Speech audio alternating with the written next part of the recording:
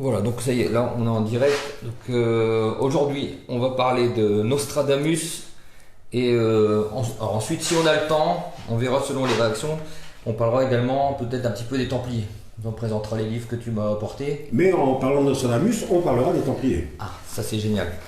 Alors, bonne nouvelle pour vous qui aimez votre région, qui aimez un petit peu, comment on va dire, un petit peu le monde, pas imaginaire, on va pas parler d'imaginaire, mais chose un peu surprenante, l'insolite. Mystérieux. Voilà, mystérieux. Est-ce qu'il peut aussi apporter un petit peu, je dirais, un petit peu de grandeur? C'est un petit peu ça aussi, là, de réélever un petit peu notre région par rapport aux clichés qu'on a. On a des trésors d'histoire, justement. Je vais vous présenter Philippe, qui est un grand érudit, qui connaît parfaitement tout ça, donc c'est magnifique. Si. Et donc voilà, moi j'ai découvert déjà plein de choses, là, il y a juste avant de lancer le live. Donc c'est super intéressant, il y a vraiment des choses magnifiques, surprenantes, enfin un patrimoine incroyable dans cette région qu'il faut mettre en avant, faut le valoriser. Et donc aujourd'hui, je reçois Philippe Duquesnoy. Alors qu'on s'est connu comme ça sur internet via la page. Est-ce que tu peux te présenter rapidement? On va parler de Nostradamus, c'est très intéressant. Alors voilà, donc je m'appelle Philippe Duquesnoy, je suis né à Waterloo. J'ai passé toute ma jeunesse à Waterloo, dans le Nord. J'ai fait l'école hôtelière à Namur, donc en Belgique. Et après, je suis devenu donc hôtelier. Et j'ai été hôtelier, là par contre, un peu partout dans le monde. J'ai vécu longtemps en Afrique, longtemps en Amérique du Sud. Voilà, j'ai voyagé beaucoup. Là, je suis en retraite maintenant, donc je suis rentré en France. J'habite pour l'instant dans le centre de la France, dans le Val-de-Creuse. Là, je suis venu pour les fêtes pour voir ma famille. Mais voilà, je suis hôtelier, je m'appelle Philippe Duquesnoy, mais je suis actuellement en retraite. D'accord, mais alors l'hôtelier que tu étais est également, ça on n'en a pas discuté, mais justement c'est l'occasion, et surtout surtout je sais pas, mais grand passionné d'histoire en tout cas. Oui, tout à fait, oui. Mais ça c'est quoi? C'est depuis que t'es petit, ça? Oui, bon, à l'école, on a des matières qu'on préfère, mais c'est sûr que l'histoire faisait partie des... Je lisais beaucoup, j'aime beaucoup lire, donc évidemment, j'aime lire les biographies, et cette tendance s'est développée quand j'étais hôtelier en Amérique du Sud, donc dans une l'île de Margarita, dans les Caraïbes, j'ai un hôtel là-bas, donc l'Amérique du Sud, on vit encore, j'allais dire, la colonisation. Il n'y a pas un village, il n'y a pas une église, il n'y a pas une plage qui ne soit marquée par toute cette histoire de la colonisation, qui est très présente en Amérique du Sud, et particulièrement au Venezuela. Venezuela, ça a été la première terre Christophe Colomb a mis le pied en Amérique du Sud, au Venezuela, à Machuro, sur la péninsule de Paria. Et donc en recherchant les origines sur cette découverte de l'Amérique, je me suis rappelé des passions anciennes sur ma région, et puis voilà, donc je me suis remis en recherche, tu es tombé sur des Templiers, des ci, des là. Alors bonjour tout le monde, j'espère que tout le monde va bien, j'espère que vous avez passé des bonnes fêtes, que vous avez bien mangé, pas d'indigestion, etc. On va attaquer le sujet. Alors j'ai pas questionné Philippe dessus parce que j'adore apprendre en direct devant vous. Donc Philippe, Nostradamus. Alors, est-ce que tu peux me dire, qu'est-ce qui se passe avec Nostradamus? Est-ce qu'il est venu dans la région? Enfin, comment t'as découvert tout ça? Alors d'abord, le premier point, tout le monde connaît Nostradamus. Nostradamus est connu dans le monde entier, c'est un des livres les plus traduits au monde, c'est un des livres les plus réédités au monde, donc on connaît tous Nostradamus, mais peut-être que les gens ne savent pas exactement qui était Nostradamus et ce qu'il a exactement fait. Tout à fait vrai. Voilà, alors Nostradamus a écrit plusieurs sortes de livres. C'était un médecin, c'était un astrologue, qui vivait en France, à Salon de Provence, dans la deuxième partie du XVIe siècle, donc 1500, on va dire 1550. C'était à ce moment-là qu'il a publié ses livres les plus importants. Nostradamus édite des almanachs. Tous les ans, il fait un almanach où il fait comme les almanachs maintenant, il dit ce qui va se passer dans l'année. Alors il parle du temps, il parle des rois, il parle de choses. Ce sont des écrits en prose. Énigmatique, il me semble. C'est assez simple. Les almanachs, ce qu'on appelle les présages de Nostradamus, c'est pas énigmatique, c'est assez simple. C'est dire il va pleuvoir au mois de septembre, il écrit ça au mois de janvier. Donc c'est des prévisions météorologiques, des choses comme ça. Il écrit également des recettes de cuisine, il écrit un traité sur les confitures. Il écrit des traités sur les fards pour les dames, pour qu'elles se mettent belles à la Renaissance. Voilà. Et il publie dans ses almanachs, à partir de 1555, il commence à publier des petits poèmes, qui eux sont très énigmatiques. Ah, donc moi je te coupe, hein, les petits poèmes, c'est ceux auxquels on est habitué, nous c'est la vision qu'on a de Nostradamus, Voilà. les prédictions un peu... Ce sont les quatrains, on appelle ça des quatrains. Donc en 1555, on a un quatrain qui paraît sans explication. Oui, on ne sait pas qu'est-ce qu'il lui a pris. Voilà, il les met dedans. Et une année, il décide d'en éditer 350. D'accord. Il édite un livre qui s'appelle Les Centuries de Nostradamus. 3 centuries, donc 100 quatrains, et une demi-centurie, 350. Et ensuite, il en publiera un deuxième livre pour finir avec, on va dire, rapidement dit, parce que c'est pas exactement comme ça que ça se passe, c'est pas exactement les années, mais d'un livre qui s'appelle Les Centuries, ou Les Prophéties de Nostradamus, qui contient 10 centuries de 100 quatrains. D'accord. Voilà. Okay, donc 1000 quatrains, donc 4000 vers. Énorme, déjà. 4000 vers énigmatiques. À l'époque, personne ne comprend ce qu'il veut dire. Il se fait critiquer de toutes parts. Tout le monde le critique, personne ne comprend, tout le monde le traite pour un fumiste.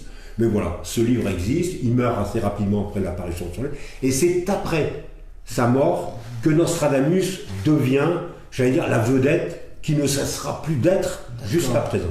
Ah, donc... Et après, il y a des gens qui vont expliquer Nostradamus.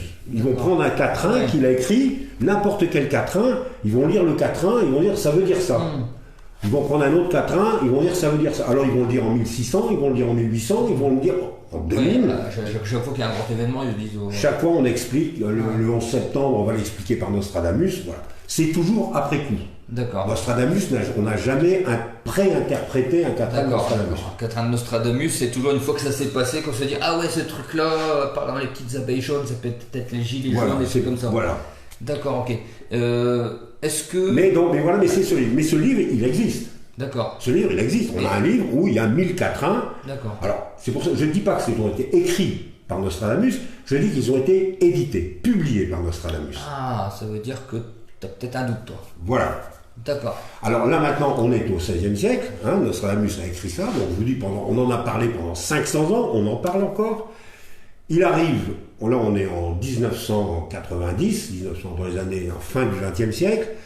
Un monsieur qui s'appelle Rudy Cambier, dont j'ai le livre ici, dont on va parler, rencontre un de ses amis, et cet ami lui dit « Toi, Rudy, qui connais bien le Moyen-Âge, qui connais bien les livres, qu'est-ce que tu penses de Nostradamus ?» Rudy Cambier dit « C'est des carabistouilles, c'est un Belge. Il dit « C'est des bêtises, j'ai jamais lu Nostradamus, ça m'intéresse pas, ces prédictions. Voilà, et c'est fini. Rudy Cambier rentre chez lui et il dit « Je suis quand même un idiot. » Il dit « Je viens de dire que ce livre était des bêtises alors que je n'ai jamais lu. Donc je vais le lire et je vais bien voir si ce sont des bêtises. » Donc il se procure un livre où on parle des centuries Nostradamus. On est à la fin du XXe siècle, donc c'est la grande époque des deux Fonbrune, les Fonbrune qui ont écrit le Nostradamus révélé, les secrets de Nostradamus, donc qui ont expliqué, qui ont un énorme succès littéraire en 1980-1990. Il en a écrit plusieurs, Michel de Fonbrune, des livres, et il le lit. Il ouvre le livre, il voit un quatrain et l'explication à côté. Donc Napoléon est né à côté de l'Italie, donc on parle de Napoléon dans ce quatrain. Donc en 1550, on parle de Napoléon qui a vécu et surtout qui a été homme politique en 1800. Donc Rudy dit c'est vraiment des bêtises, il n'y a rien à tirer de ça. Ouais. Mais il se rend compte quand même que ce quatrain, il dit, il y a quand même quelque chose qui est bizarre, c'est que ce quatrain parle véritablement d'un empereur. Ah, il ne parle pas de Napoléon. Là, il n'y a pas d'ambiguïté. Il ne parle pas de Napoléon. Voilà. Ouais, il parle de Frédéric de Hohenstaufen. Mais dis là, on le reconnaît, parce que c'est une description littérale de ce qu'était Frédéric Hohenstaufen. Alors, tu peux préciser un peu qui est Frédéric, vite fait? Alors, Frédéric Hohenstaufen était un empereur allemand, qui avait combattu d'ailleurs les Templiers. C'est un empereur allemand qui est du XIIIe siècle, qui a une vie, qui est né en Italie, lui, pour le coup, qui n'est pas né près d'Italie comme Napoléon. Donc voilà, mais après, on peut pas rentrer dans tous les détails de chaque quatrain, mais Rudy Cambier dit, ce livre ne parle certes pas de Napoléon, mais il parle sans doute de Frédéric de Westoffen. Ah, donc il parle pas du futur, mais du passé. Voilà, est-ce que ce serait pas un livre d'histoire? Et il fouille le livre. Intéressant. Et il commence à relire tous les quatrains. D'accord. Mais plus en essayant de dire qu'est-ce que ça veut dire maintenant, Oui. mais qu'est-ce que ça voulait dire à l'époque. D'accord, ok. Ouais. Et il commence à trouver, à identifier tous les quatrains, il trouve une explication D'accord. normale, Voilà. logique. D'accord, donc des phénomènes qui étaient antérieurs à Nostradamus. Voilà, qui étaient D'accord. voilà, et il arrive à noter une centaine d'événements qui sont décrits dans les centuries de Nostradamus. Ok. Il remarque un autre phénomène dans ce livre, c'est que l'auteur utilise des mots flamands. Ah, Voilà, donc il se dit c'est quand même étonnant qu'un auteur provençal ouais. du Moyen-Âge, du XVIe de la Renaissance, utilise des mots flamands qu'on utilisait au Moyen-Âge, c'est-à-dire 300 ans avant. Notamment, dans le livre de Nostradamus, on parle de l'Escaut, qui est juste à côté d'ici, et de la Lys, qui est une rivière qui passe un peu loin, vers Armentières. Mais on n'en parle pas en tant que l'Escaut et la Lys, mais on en parle contre Skelde et Ley, c'est-à-dire en flamand. D'accord.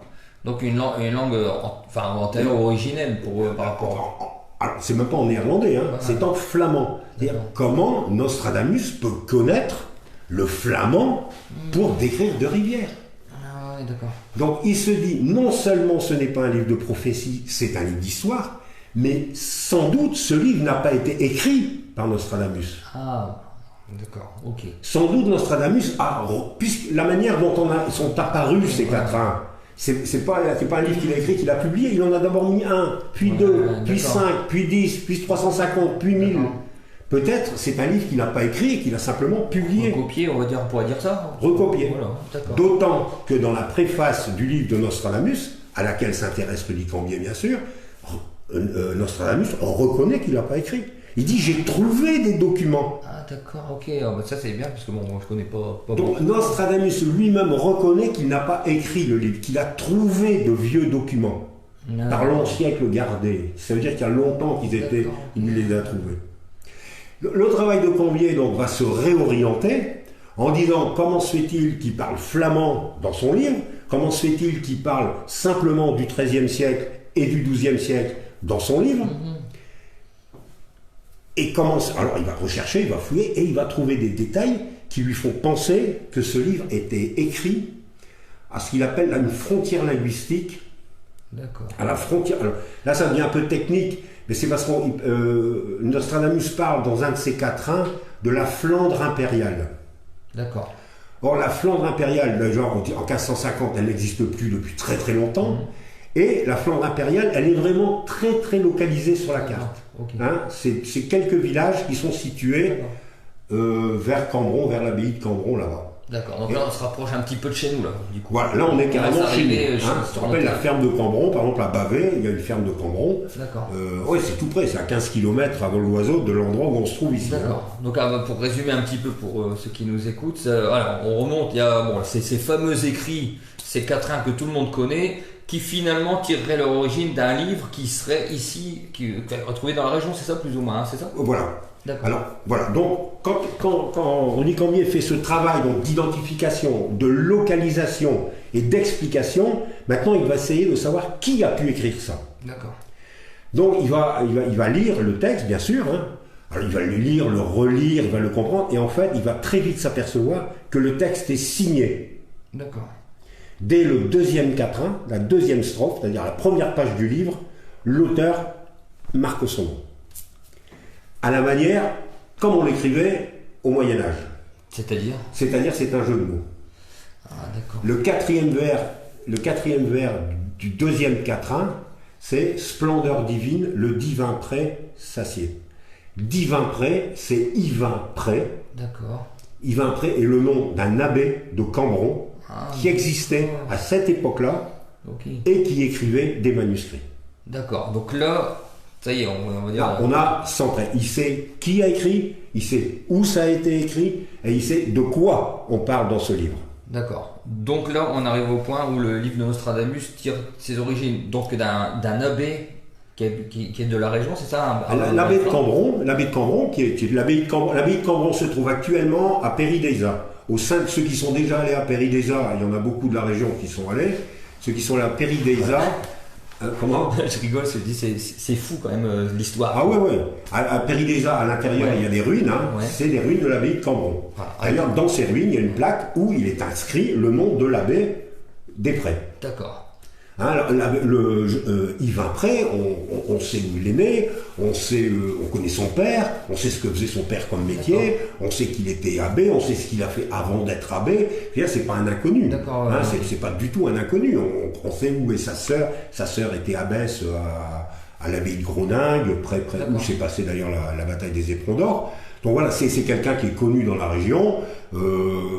Voilà, donc, mais on est étonné évidemment de trouver son nom, parce qu'on trouve à la deuxième strophe de la première centurie, c'est la première page du livre, mais on le trouve encore 8 fois dans le livre. Toujours codé. Alors pourquoi? Mais pas toujours sous le même code, j'imagine que pas toujours sur le divin pré satié, parfois c'est le verbe divin. D'accord. Le verbe au Moyen-Âge veut dire le mot, le texte. L'esprit divin. D'accord. Esprit d'ailleurs qui est repris très très souvent est un anagramme. Esprit est un anagramme de Yvain Pré, avec le I P-R-E-S-T. Donc voilà, donc il y a beaucoup les médiévaux n'avaient pas le droit de signer leur texte, on le sait, ils n'avaient pas le droit de signer leur texte, donc ils s'amusaient souvent à introduire à l'intérieur un jeu de mots qui permettait d'identifier. Et en plus, voilà, on va voir de quoi parle le texte. Il parle des Templiers. Et à l'époque où c'est écrit, les Templiers c'est la disparition des Templiers. Donc il n'est pas bon à l'époque de parler, j'allais dire, à visage ouvert, à visage découvert des Templiers. C'est pour ça qu'il va utiliser des codes, enfin au moins, on ne peut pas parler de code, mais au moins un langage occulte, un langage un peu châtié pour parler des événements qu'il veut décrire.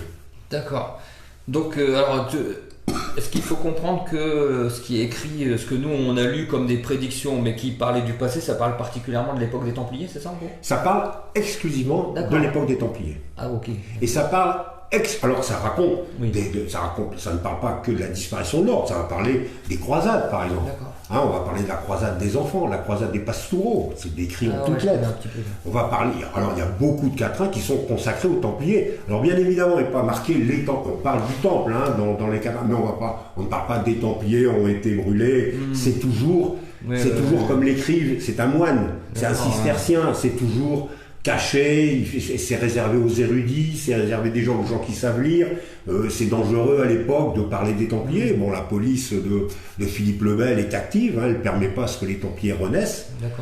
Donc c'est toujours... Mais quand on le lit, il faut lire ce texte, plus en pensant que c'est une prédiction, mais en pensant que c'est un livre qui est écrit au Moyen-Âge, au moment où les Templiers vont disparaître. D'accord, et donc ça c'est sûr alors? C'est sûr, Je veux dire, là, maintenant, j'ouvre un livre de Nostradamus, je peux me dire, le mec qui a mis des prédictions, qui interprète, c'est pas bon, quoi, c'est faux. Alors, moi, je te conseille de le lire comme ça, mais après, c'est certain que on est dans la para-histoire, on est dans le mystère. Je veux dire, moi, j'ai été convaincu. Le livre de Rudy Cambier, il fait 300 pages, il va être réédité ces jours-ci, pas ces jours-ci, ces mois-ci. Il va être accompagné d'un autre livre qui est explicatif de celui-là. Moi, je vais vous donner 2 ou 3 exemples où on prouve D'une part, je dis, et là j'ai pas besoin de le prouver, je dis les prédictions n'existent pas. D'accord. Tout simplement, pour dire que ce n'est pas un livre de prédiction. Point final. Après, je ne vais pas expliquer que ça n'existe pas, je n'y crois pas. Ensuite, je vous ai dit, Nostradamus a écrit plusieurs textes, plusieurs livres. Il a écrit des almanachs, il a écrit des présages, il a écrit des quatrains, et il a encore écrit des six-saints, et il a écrit des préfaces. Il y a toujours des préfaces très longues en ouverture de ses livres. Donc il y a un logiciel qui existe pour faire des études techniques du vocabulaire et des tournures employées dans un texte. Ça permet simplement, alors ça permet pas d'identifier l'auteur, mais ça permet de dire celui qui a écrit ça, c'est pas celui qui a écrit ça. D'accord. Ok. Voilà. Donc on sait, puisque tous les textes de Nostradamus ont été passés à la moulinette de ce logiciel et de cet algorithme, on sait que celui qui a écrit les quatrains n'est pas celui qui a écrit la préface. Ah, d'accord. On sait que celui qui a écrit la préface, c'est Nostradamus, puisque c'est une lettre qu'il écrit à son fils. D'accord. Donc Nostradamus n'est pas celui qui... Donc on sait que les quatrains n'ont pas été écrits par Nostradamus. D'accord. Ça ne veut toujours pas dire que c'est Yves Après qui l'a écrit. Voilà. Mais c'est pas Nostradamus qui l'a écrit. Ensuite, beaucoup de tournures, beaucoup de mots utilisés dans les centuries sont donnés par les gens qui font de la grammaire, par les étymologistes, les gens qui étudient le texte, hein, les linguistes, les philologues, tous reconnaissent que le texte est archaïque. D'accord. Donc les tournures. Eux, ils remettent même pas en cause que Nostradamus l'a écrit, hein. Mais ils disent c'est étonnant, mais chaque fois, c'est toujours le vieux terme qui il avait une vieille, il écrivait comme un mec de un ancien, alors que. Voilà, c'est les rimes. Voilà, les rimes, par exemple, au Moyen Âge, les rimes ne sont pas les mêmes que celles qu'on utilisait à la Renaissance. Les rimes, elles sont toujours moyenâgeuses. Hein, ce qu'on appelle les rimes épiques. Elles sont toutes les césures épiques, hein, c'est la césure du mieux. Elles sont toujours moyenâgeuses. Donc, il y a beaucoup de preuves, il y a beaucoup d'éléments qui nous font penser que le texte est du Moyen-Âge. D'accord. Le texte est du Moyen-Âge. Ensuite, on a le vocabulaire, hein, qui nous ont des vocabulaires, donc qui est vraiment un vocabulaire qu'on utilise dans le nord de la France, et alors je parle nord de la France, c'est la Belgique évidemment, parce qu'à l'époque il y a la Flandre et le Hainaut, il n'y a pas la frontière. Hein. Notamment des noms comme Brabant, Hainaut, Gand, Liège, toutes les villes du Nord, Lille, Valenciennes, sont dans les centuries, et on ne trouve pas de ville du Sud. Ouais, alors qu'il n'y a pas de raison. Il n'y a pas de raison. Il habite à Salon de Provence. C'est lui qui a écrit. Voilà. Donc pourquoi quelqu'un qui ne soit pas du Nord ne parlerait pas, parlerait des villes du Nord exclusivement. Voilà. Ensuite, je vous dis, on parle de choses comme la Flandre impériale, qui est quelque chose de... Alors, c'est assez long à expliquer. Rudy Cambier l'explique bien dans son livre. Hein. C'est assez long à expliquer, mais quand on lit, c'est évident que quelqu'un qui vit en 1550 ne peut pas connaître ce détail politique et administratif de 1320, surtout que ça n'existe plus depuis 150 ans. Il ne peut pas le savoir. Celui qui le sait, c'est celui qui habite à l'époque, qui écrit sur un bon, ça s'appelle Monthubert, c'est un petit fief qui est ridicule, qui existe encore d'ailleurs, qui est tout petit, qui est attribué à la famille de Montmorency. Personne ne peut savoir ça, sinon quelqu'un qui habite là. Et l'abbaye de Cambron possédait ces terres à côté. Voilà. Donc, c'est tous ces éléments qui me font penser que Rudy Cambier a raison. D'accord. Donc, Nostradamus a bien que le texte n'était écrit ici. Alors, pourquoi il a été écrit ici? C'est qui l'abbé de Cambron à l'époque? Je vous dis, il s'appelle Yves Après.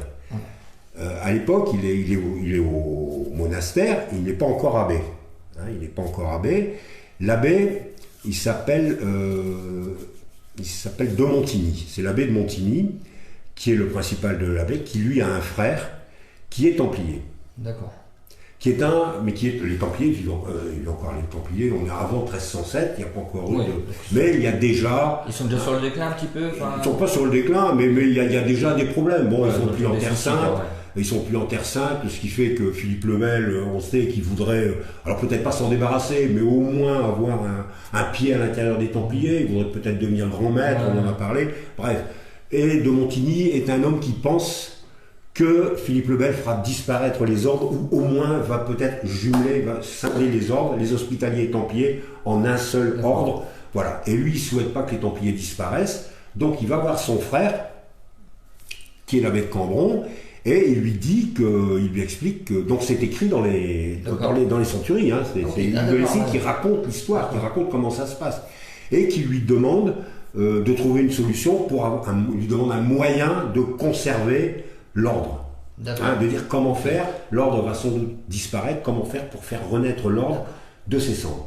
Parce qu'on jamais il n'est pensé que Philippe le Bel allait détruire l'ordre comme ça en brûlant les grands-mères. Voilà, il ne pensait jamais que ça allait atteindre ce niveau-là. Mais à cette époque-là, avant la disparition, avant les procès, ils recherchent comment, d'une part, faire renaître l'ordre et comment protéger les reliques de l'ordre. Le temple flamand, les gens du temple flamand sont à l'époque, on ne les soupçonne pas, on pense qu'ils sont possesseurs de plusieurs reliques sanguines. D'accord.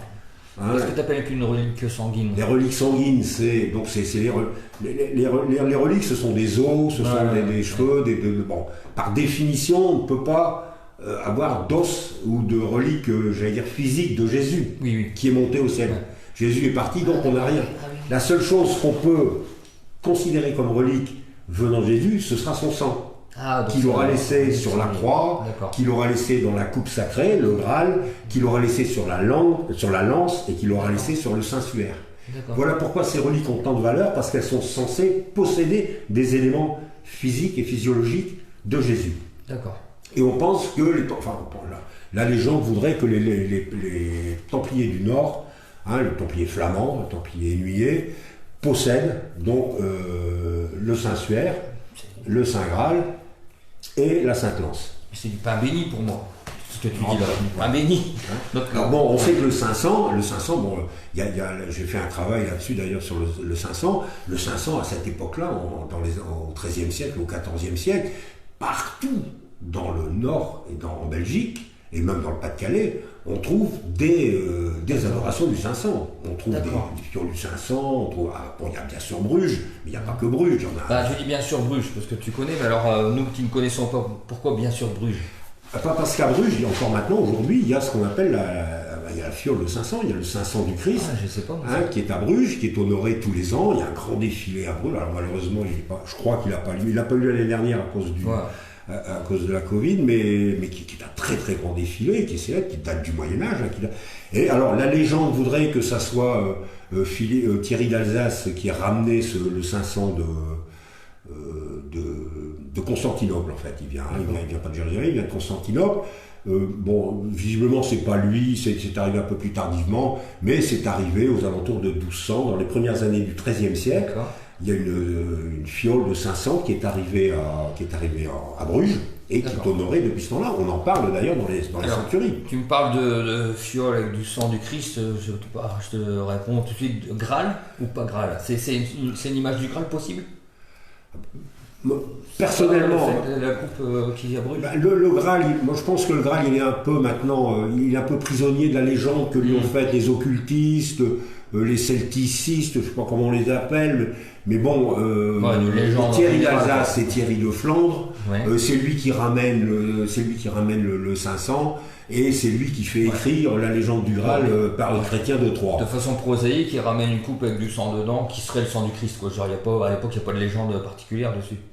Lui, ce que ramène Thierry, oui, bien sûr, mais la coupe, le Saint Graal, il est vide en fait.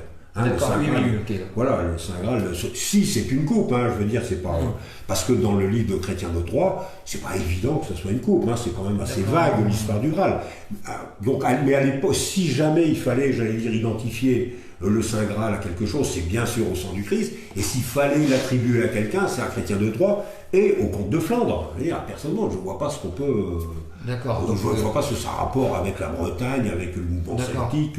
Oui, parce que toi, selon tes connaissances, la légende du Graal, elle viendrait un petit peu de là, plus ou moins, et donc c'est vraiment chez nous. Elle ne vient pas plus ou moins, elle vient de là, au final. Elle vient du blues. Et après, tu peux redire par rapport au fait. C'est Thierry d'Alsace qui demande d'écrire la légende du Graal à Chrétien de Troyes, c'est ça que tu m'as dit? Voilà, c'est la famille de Flandre, Philippe d'Alsace, Thierry d'Alsace, et après il y aura la femme, quand il va mourir, qui vont demander d'écrire justement ça à Chrétien de Troyes. Alors, à l'époque, ils sont comtes de Flandre, leur vrai nom c'est Thierry et Philippe d'Alsace, de Flandre. Alors on les appellera Thierry et Philippe d'Alsace parce qu'ils seront également. Ensuite, ils deviendront chefs de la maison d'Alsace. Mais ce sont des gens de Flandre, ils habitent à Bruges. D'accord. Il n'y a pas de. Alors après, on peut toujours dire.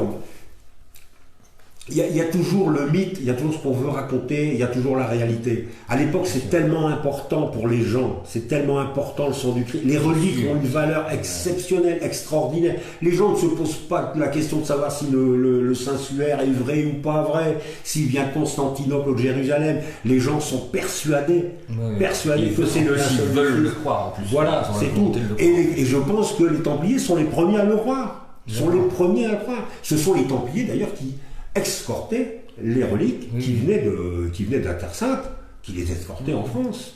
D'accord. Alors maintenant, évidemment, on discute, oui, mais c'est pas il vient de ceci, il vient de cela. Qu'importe d'où vient le Saint-Suaire, à l'époque, le Saint-Suaire était considéré comme une relique, la relique suprême, la relique qui rapprochait, j'allais dire, celui qui l'a touché était quasiment certain de se retrouver au paradis. Et ça, toutes ces reliques-là, tu dis, elles étaient détenues par chez nous, là, du côté des Flandres, tout ça. Je ne sais pas si elles étaient détenues, mais on trouve beaucoup alors ce ne sont pas des légendes, hein, ce sont des faits historiques, hein, qui nous disent qu'à telle église, à Trazeny par exemple, la famille de Trazeny est liée à cette histoire alors l'origine du sang est généralement toujours un peu spécial. On raconte toujours une histoire pour justifier d'où ça vient, parce que bon, c'est difficile. Alors là, c'est un morceau de la croix qui avait été imbibé du sang du Christ, qui a été récupéré, et le sang est coulé. Parce qu'il y a deux sortes de sang, hein, du Christ. Il y a un sang miraculeux, c'est un sang qui va sortir d'un crucifix, par exemple, en Italie, où le sang sort du Christ. Donc c'est des statues qui saignent, tout ça. Voilà, c'est un miracle. C'est un miracle. Après, il y a le Saint-Sang. Le Saint-Sang, il vient du Christ. Là, on ne doute pas. Le Christ a vécu avec ce sang-là. Donc le Graal serait vraiment une coupe où il y aurait du sang séché dedans, on va dire, admettons. Voilà, on peut. Chrétien de Troyes ne donne pas la définition. Hein. C'est un repas, on ne sait pas exactement ce que c'est. Hein, Mais alors après, si vous voulez, il y a les gens qui racontent, et les gens racontent que le Graal serait une coupe qui aurait récupéré le sang du Christ. D'accord. Ok, donc retenez bien ceci pour les gens du Nord et puis nos amis belges. Le Graal, enfin du moins une des formes physiques du Graal, c'est ça, on peut dire ça, qui serait à Bruges? Non, à Bruges il y a le 500. D'accord, on ne sait pas si c'est... À Bruges il y a le 500. Le 500, on sait d'où il vient de Constantinople, on sait quand il y a encore là. Il y a encore bien. Et il avait d'ailleurs la particularité, alors pendant les premières années, maintenant il a arrêté malheureusement, mais je crois que c'est tous les vendredis, il se liquéfiait. Oh, c'est fou ça. Alors c'était au 15e siècle, après il a arrêté, donc maintenant il est sorti simplement une fois par an, hein, il est exposé, donc on a construit une chapelle, une église, hein, qui reçoit ça. À Neuvy-Saint-Sépulcre, c'est où j'habite, je disais que j'habitais dans la Creuse. C'est une Neuvy-Saint-Sépulcre qui est une église qui a été bâtie au XIe siècle, qui reçoit également une ampoule du sang du Christ, qui est de la même provenance que celle de Bruges. D'accord. Il vient de Constantinople. À Boulogne, alors je sais pas si c'est une basilique ou à l'église Anne de Boulogne, hein, la maman de Godefroy de Bouillon, il y a également une ampoule de 500. Ah, la Sainte Ampoule, la Sainte Ampoule, c'est autre chose, mais il y a une ampoule de 500.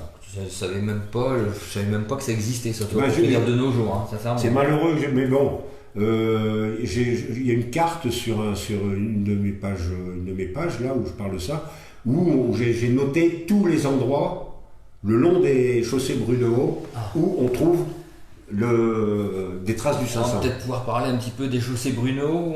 Après, je voudrais... pour finir un peu sur... Enfin, pas finir, parce que c'est jamais fini. On parle un petit peu de... Tu fais des fouilles sur Paris-Daison, il me semble. C'est ça que tu me disais par rapport à l'abbaye de Cambron. Enfin, on peut en parler ou pas? On fait pas de fouilles à Paris-Daison. Ce qu'il y a, c'est que... Chercher quelque chose, je sais plus trop. Alors, comment dirais-je? Donc le livre de Rudy Cambier, je vais finir... donc voilà, donc il a identifié, il a été écrit par un moine cistercien qui est mort au début du XIVe siècle, qui a écrit un livre, donc à la demande d'un Templier, pour expliquer où se trouvaient les richesses du temple, sans parler de trésors. Il ne parle pas de trésors, il parle de reliques, il parle de règles, il parle de moyens de refaire naître le temple. C'est-à-dire, comment on fera quand le temple sera mort, comment on fera pour le régénérer, pour le faire revivre. Et où sont les reliques? Voilà, c'est ce qui est écrit dans les centuries, rien d'autre. Dans les centuries, selon Rudy Cambier, l'endroit est décrit. L'endroit est décrit, le chemin pour y aller est décrit, c'est pour ça que le livre s'appelle Le dernier chemin des Templiers. Alors, vite fait faire la pub, ça te dérange pas? Pas du tout. Alors, le dernier chemin des sorts, si ça vous intéresse, hein, donc Non mais bon, on le trouve pas. On le trouve plus là. Ah, bon, mais il va être réédité d'ici 2-3 mois. Le chemin des Templiers de Rudy Cambier, qui est quelqu'un de la région. Hein, de la région, j'ai déjeuné avec lui à midi. Ouais. Voilà. Ça s'appelle L'œuvre du vieux moine et ça parle de ce dont on parle, c'est-à-dire Nostradamus, ses écrits. Ça explique tout le texte de Nostradamus. Tout le texte le texte prétendument écrit par Nostradamus. Hein, il détruit d'ailleurs Nostradamus. Rudy Cambier, il n'aime pas, il dit que c'est un plagiaire, il dit qu'il a volé un document et qu'il l'a édité pour son compte. Voilà, il le détruit. Mais en dehors de ça, il s'intéresse d'abord au texte, c'est un philologue, c'est un universitaire, un philologue. C'est un monsieur qui parle le picard, qui parle le flamand, qui parle le français. Donc voilà, il va expliquer ce que disent les centuries. Il va expliquer les quatrains, il les décortique. Il dit voilà, ça veut dire ça explique ça, ça explique ça. C'est impressionnant. Il y a 300 pages d'explications. Tout ça, c'est là-dedans. Tout est là-dedans. Voilà. Tout est là-dedans. Super, génial. Voilà. Et donc, qu'est-ce qu'il découvre? Il découvre donc que les trois, on va dire, l'abbé de Cambron, son frère le Templier, et Yvain Després, qui à l'époque n'est pas encore abbé, il est prieur, et se disent on va mettre au point quelque chose qui va nous permettre d'aider à la renaissance du temple. Voilà, donc ils mettent en place, ils cachent les choses, ils attendent, parce qu'ils sont persuadés qu'il y a des Templiers qui vont venir. Ils sont persuadés que quelqu'un va arriver. Personne ne vient. Le premier, l'abbé de Cambron va mourir. Et Yvain Després va devenir abbé de Cambron. D'accord. Le Templier va mourir. Yvain va rester seul, avec son secret, et âgé, très âgé. Il va décider d'écrire le livre pour laisser à l'avenir le soin de découvrir ce qu'ils ont caché et ce qu'il a écrit dans son texte. Okay. Donc quelque part, on va dire, un jour quand même arriver Nostradamus, mine de rien. Genre, même s'il n'a pas... Bon, il n'y a pas fait le travail comme il fallait. On va passer à dire comment Nostradamus a récupéré ce livre. Ouais. Ça, c'est la deuxième partie de l'histoire. Alors c'est une histoire, c'est là où je suis pas... Je suis plus d'accord avec Rudy Cambier, enfin je suis plus d'accord. Ouais. À l'époque de l'écriture du livre, Rudy Cambier ne parle pas de ça. Grosso modo, il dit Nostradamus a volé le texte en venant à l'abbaye d'Orval, il a volé le texte. Bref, c'est pas possible. Hein, donc, mais j'ai fait des recherches, évidemment. On a fait des recherches dans les bibliothèques, dans les textes, et on a sans doute trouvé le chemin qu'a fait le parchemin, c'est pas un livre, hein. C'est écrit au début du XIVe siècle, en 1320. Donc c'est un parchemin qui est écrit par un moine, qui est posé dans le scriptorium de l'abbaye de Cambron, et qui est prévu, Yves de Lessines, il devient Yves de Lessines quand il devient abbé, il attend que quelqu'un viendra le chercher et qu'il puisse remettre en route cet ordre formidable qui est l'ordre des Templiers. D'accord. Personne ne viendra. Personne ne vient. Le livre est oublié jusqu'en 1375. En 1375, il y a un abbé, un moine, donc tout le monde est mort. Tout le monde est mort, les Templiers sont oubliés, Philippe le Bel est mort depuis longtemps, la fameuse malédiction a éliminé tous les Capétiens directs, il n'en reste plus, donc ce sont les Valois qui sont au pouvoir en France. Il y a un moine qui arrive à Cambron, hein, c'est la suite. Et ce moine est chargé par l'abbé de l'époque de mettre un peu d'ordre dans la bibliothèque et de terminer les livres qui ne seraient pas écrits. D'accord. Donc ce moine, voilà, il voit tout, il connaît tout. Et il arrive à l'époque, bon alors là aussi c'est une période terrible, bon il y a beaucoup de guerres à l'époque, hein. Il y a la guerre du Hainaut qui se déclare en 1375, hein, le Siger d'Anguien est assassiné, Siger d'Anguien est assassiné au Quesnoy. Donc il y a une guerre qui se déclenche entre donc c'est Albert de Bavière qui devient comte du Hainaut. La guerre est horrible, c'est une guerre civile, c'est assez horrible. Les d'Anguien, Siger d'Anguien qui a été assassiné, c'est un de ses parents qui à l'époque est abbé de Cambron. Il démissionne parce qu'il ne sait pas ce qui va arriver, parce que le comte de Hainaut a tué son cousin, donc il démissionne. Et il y a un abbé qui s'appelle André de Bruxelles, qui visiblement souhaite devenir abbé à la place de l'abbé. Et cet abbé va à Avignon, où se trouve le pape, pour demander l'autorisation de devenir abbé. Alors c'est très étonnant, parce qu'à l'époque, il y a 30 000... ça, c'est tiré des archives de l'abbaye de Cambron. C'est pas des choses qu'on a inventées, c'est tiré des archives de l'abbaye de Cambron. Donc cet abbé s'en va à Avignon pour demander l'autorisation au pape de devenir abbé. Visiblement, il réussit, il réussit pas tout de suite, puisqu'il va 2 fois à Avignon, mais il finit par devenir l'abbé de Cambron, sous le nom donc de André du Pape. On l'avait appelé André du Pape, c'est un sobriquet, j'allais dire, à la suite de ses voyages, parce qu'on dit visiblement il a dépensé beaucoup d'argent pour devenir pape, parce que quand il revient, il y a des problèmes, on trouve dans les archives qu'il a dépensé ça pour donner à lui, ça pour donner à lui, ça pour donner à lui, bref. Et dans ces archives, on trouve 2 noms. Le nom du pape, à qui il aurait fait ses cadeaux, Grégoire IX. Et le nom du légat du pape qui l'aurait aidé à intervenir auprès du pape, Pierre de Léon. Quand on connaît un peu l'époque, on se dit que c'est pas possible. Grégoire IX, en 1375, il y a très longtemps qu'il est mort, et Pierre de Léon, identique. Voilà. Les 2 seules personnes auxquelles qu'il aurait pu rencontrer et qui auraient pu recevoir les cadeaux et qui auraient pu lui donner la permission d'être abbé à Cambron, c'est Grégoire XI et Pedro de Luna, qui ressemble un peu. Pedro de Luna, c'est quelqu'un qui deviendra pape ensuite sous le nom de Benoît XIII. Ces 2 personnes sont des bibliophiles acharnés. Ce sont les 2 plus grands bibliophiles de l'époque. Donc on suppose que pour acheter sa charge d'abbé, il a d'une part donné de l'argent et il a flatté le prélat et le pape en donnant des écrits. D'accord. Ce qui fait que le livre écrit par l'abbé de Cambron, l'abbé Yves de Lessines, qui explique comment les Templiers peuvent renaître, il est donné à la bibliothèque papale. Et du coup, il se rapproche géographiquement déjà de l'endroit où se trouve Nostradamus. Voilà. D'accord, ok.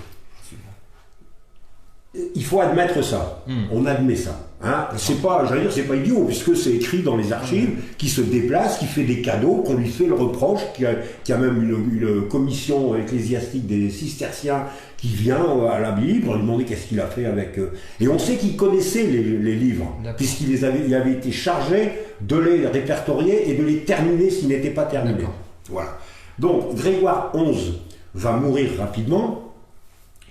Et Pedro de Luna, alors on ne sait pas s'il a donné le livre à Pedro de Luna ou à Grégoire XI, mais qu'importe, parce que Pedro de Luna, qui à l'époque est simplement légat, qui est jeune légat, deviendra pape par la suite sous le nom de Benoît XIII.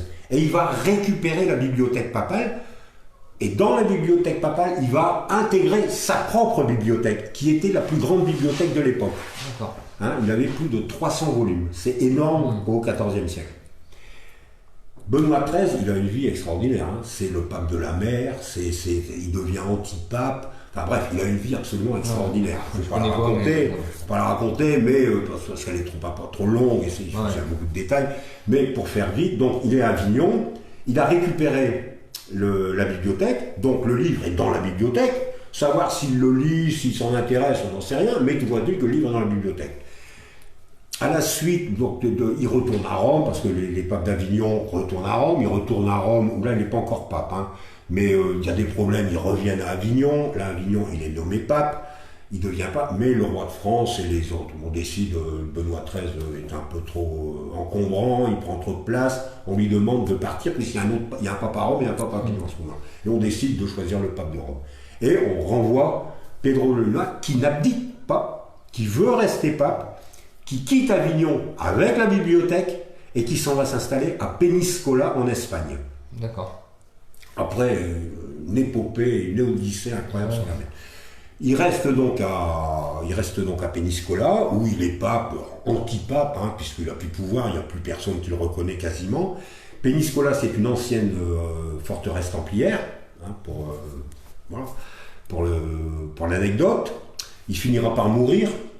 Benoît XIII, il sera remplacé par un autre pape, un autre antipape, hein, qui restera à Péniscola, mais ça ne durera pas très longtemps. L'Église veut mettre fin au schisme, donc il propose une belle place au nouveau pape en lui disant on te nomme, mais t'abandonnes ta charge de pape, et on envoie quelqu'un qui s'appelle Pierre de Foix, le cardinal de Foix, pour régler la succession Benoît XIII, puisque Benoît XIII était parti avec Oui. le trésor de l'Église. Et le livre d'Yvain Pré, dans sa bibliothèque. Pierre de Foix, c'est également un bibliophile. Mais bon, il faut dire qu'à l'époque, beaucoup de cardinaux aimaient les livres. Hein, c'est quelque chose d'extraordinaire à l'époque, les livres. Donc ils aimaient les livres. Toujours est-il que Benoît XIII se charge de la liquidation, j'allais dire, de cette église sauvage qui était installée en Espagne, l'église de Péniscola.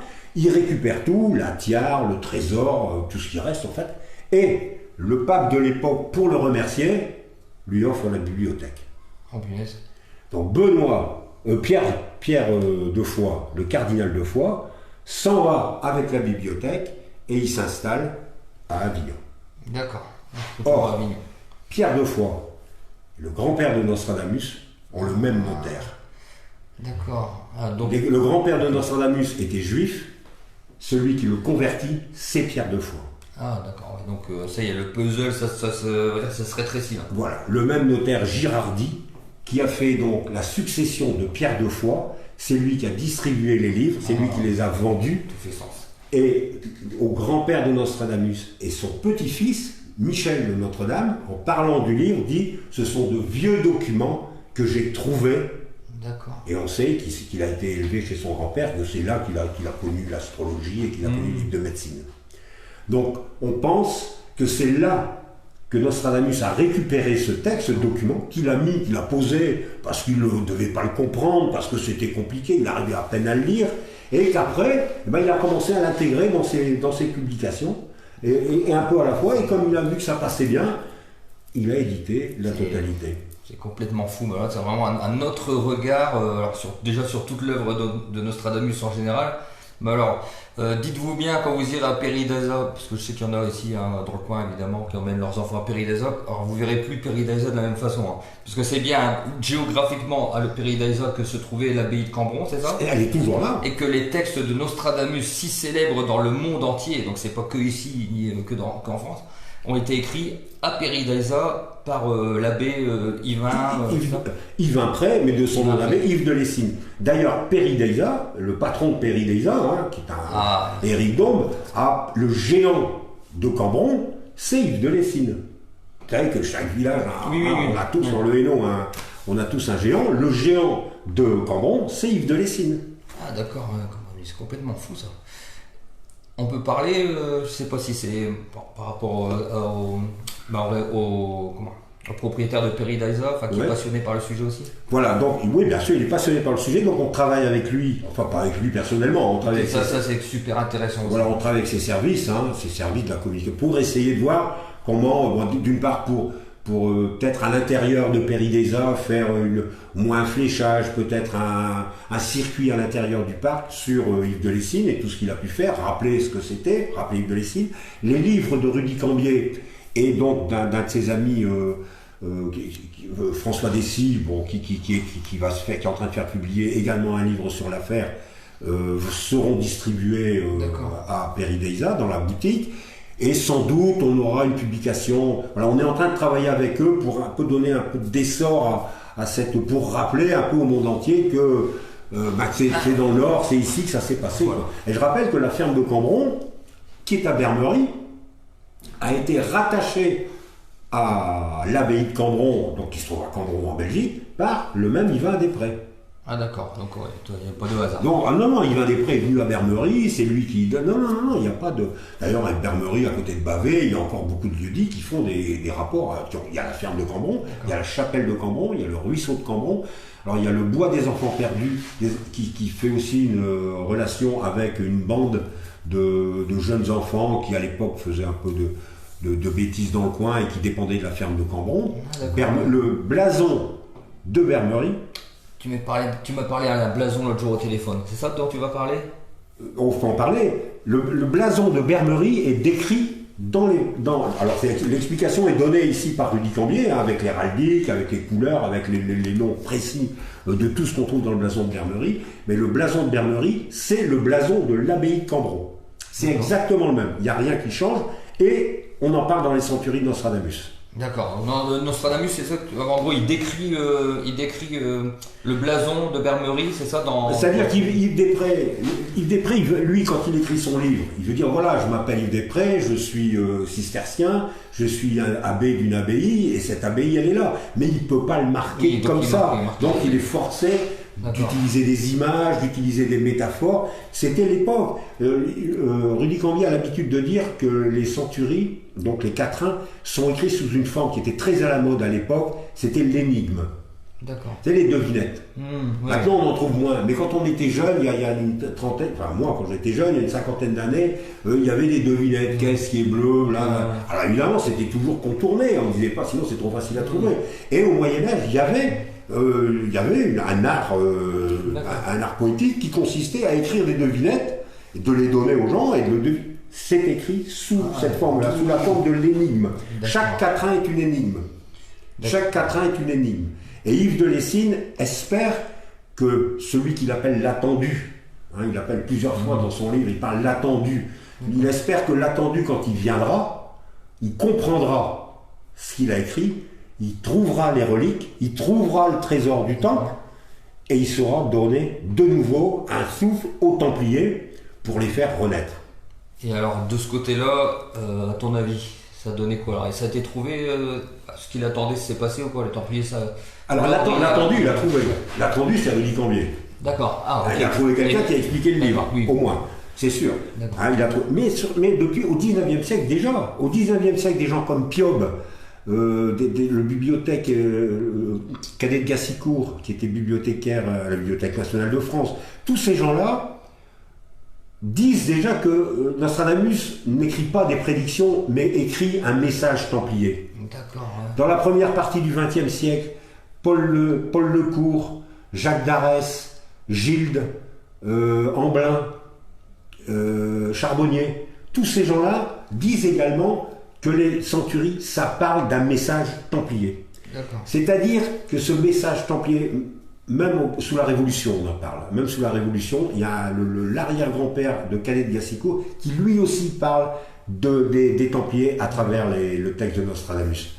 Le fils de Nostradamus, César de Nostradamus, a fait un livre qui n'est pas encore publié, qui est absolument inconnu, qu'on a découvert et qu'on essaie de faire publier. César de Nostradamus, qui s'appelle l'Hippiade, et qui raconte l'histoire des chevaliers, l'histoire de la chevalerie, et il la commence à Godefroy de Bouillon, celui qui aurait créé les Templiers. On pense que les Nostradamus, tout ce qui tournait autour de Nostradamus, ont passé le message plus que voulu expliquer, plus exploiter un filon. Ils ont transmis le message à la suite. Et les gens comme Piob, Piob c'est un journaliste, c'est pas des fantaisistes, les gens, ils ont décodé également, ils ont dit non, il parle d'un secret templier, il parle d'un message templier à transmettre. Ce message templier, il est transmis. Il arrive maintenant à notre époque, on trouve un monsieur qui l'explique, qui explique tout et qui va publier un autre livre où il va finir son explication. Voilà. Alors maintenant, est-ce que les Templiers, quand on voit sur Internet le nombre de pages, il y a des Templiers. Aujourd'hui, il y a. Alors, on disait tout à l'heure là, juste avant, qu'il y a une. Après le massacre, on va dire, de l'ordre. Moi, je te demandais s'ils avaient quand même survécu les Templiers, même en sous-cap comme ça. Et toi, à ton avis? Alors moi, je dis non. Toi, tu penses pas? Moi, je dis non. Mais par contre, je dis qu'il y a des gens qui racontent qu'ils ont vécu. D'accord. Et ces gens ne racontent pas n'importe quoi. D'accord. Alors moi, je pense pertinemment qu'il n'y a rien eu après, c'est tout, ils sont morts. Voilà, après, il y a peut-être eu d'autres groupes qui je pense pas qu'il y ait une transmission, qu'il y a eu des survivants qui ont transmis, non? Je dis non, mais c'est parce que j'ai pas de preuve. Mais je ne le pense pas. Par contre, je sais qu'il y a des gens, et ça, c'est pas de maintenant, c'est déjà du siècle dernier et du 19e siècle, où il y a des gens qui affirment que les Templiers ont perduré, sous une forme secrète. Je ne suis pas étonné, moi, je t'avoue. Notamment avec ce fameux prieuré de Sion. Notamment avec ce prieuré de Sion. Voilà. Alors, moi je crois au prieuré de Sion, par contre. Je ne crois pas que ça soit les successeurs des Templiers. Je ne crois pas que ça soit un ordre qui vit depuis le Moyen-Âge et qui a perdu. Je crois qu'il a été créé à un certain moment pour des raisons bien précises, qui sont des raisons mythologiques, politiques, mais ça n'a pas, c'est pas une farce. Dans le prieuré de Sion, c'est pas une farce. Tu peux rappeler vite fait aux gens qui nous regardent, parce que bon, je connaissais pas, enfin j'ai déjà entendu parler de prieuré de Sion, mais je connaissais pas vraiment, pour un petit peu leur dire ce que c'est que le prieuré de Sion, rapidement. Alors le prieuré de Sion, selon certains, serait la direction secrète de l'ordre du Temple. Ah d'accord. Voilà, l'ordre du Temple existait, il vivait, il y a eu une scission qui a été faite, avant la fin de l'ordre d'ailleurs, il y a eu une scission qui a été faite, hein, on dit qu'on a scié leurs mots, voilà, ils ont scié leurs mots. D'un côté, les Templiers ont perduré, on les a connus, c'était les Templiers visibles, et on avait les Templiers invisibles qui se faisaient appeler l'ordre de Sion. Et selon certains, l'ordre du prieuré de Sion continue à exister maintenant. C'est l'argument qui était développé dans le Da Vinci Code. D'accord. Da Vinci Code, et alors après chacun donne la mission qu'il veut à cet ordre secret. Oui. Le Da Vinci Code, c'était conserver la lignée de Jésus. Il y a eu un livre, L'énigme sacrée, dans les années 80, 1980, qui donnait une autre raison, j'allais dire, à ça. Il n'y a pas de... Voilà. Alors il y a des gens qui expliquent, qui disent voilà, ils servent à ça. Moi je pense que le prieuré de Sion sert des objectifs politiques. Alors, pas les objectifs politiques d'un homme particulier, mais d'une politique un peu plus large, hein, des gens qui souhaiteraient imposer une politique. Une forme d'oligarchie, quoi, une oligarchie. Pas une oligarchie, non. Ce que je disais tout à l'heure, le grand monarque, on en parle dans les centuries, dans Nostradamus, c'est le grand monarque, c'est-à-dire un roi, un royaume, un dieu. Mais là, universel, on disait tout à l'heure. Universel. Donc, c'est un seul gouvernant. Voilà. C'est une sottise si je rapproche ça d'un ordre mondial, à ton avis? On peut l'appeler comme on veut. On peut l'appeler comme on veut. Une tête pour toute l'humanité. Là, c'est plus pour des nations. Voilà. C'est bien ça. D'accord. Alors bon, il y en a certains qui croient, hein, j'imagine. Alors à ce moment-là, on se rapproche un petit peu de tout ce qui est un peu franc-maçon, Illuminati et compagnie. Faut dire si on parle là-dessus. Hein, voilà. D'ailleurs, Pierre Plantard, hein, qui est le grand, qui à mon avis, c'est lui qui a créé le prieuré de Sion. Il était également proche de la franc-maçonnerie. L'ordre du prieuré de Sion est bâti selon les structures maçonniques ou Rose-Croix, c'est plus des Rose-Croix d'ailleurs que des francs-maçons parce qu'ils sont très catholiques. Hein, le prieuré de Sion, c'est religieux, contrairement aux francs-maçons, donc c'est plus Rose-Croix. Voilà, alors je dis, je pense pas que l'ordre a existé pendant des siècles et des siècles à l'insu de tous. Je pense simplement qu'à différentes périodes de l'histoire, il y a des gens qui ont prétendu qu'il existait, à des fins partisanes. Voilà, ça a été refait la dernière fois dans les années 50 et ça continue maintenant, je peux vous dire. Aujourd'hui, hein, l'ordre du prieuré de Sion qui est basé en Italie maintenant, qui a son grand maître, qui a ses chapitres, qui a ses convents, qui a ses représentations diplomatiques, qui est représenté au Vatican, continue à exister. Alors, pour quelle raison, on veut dire,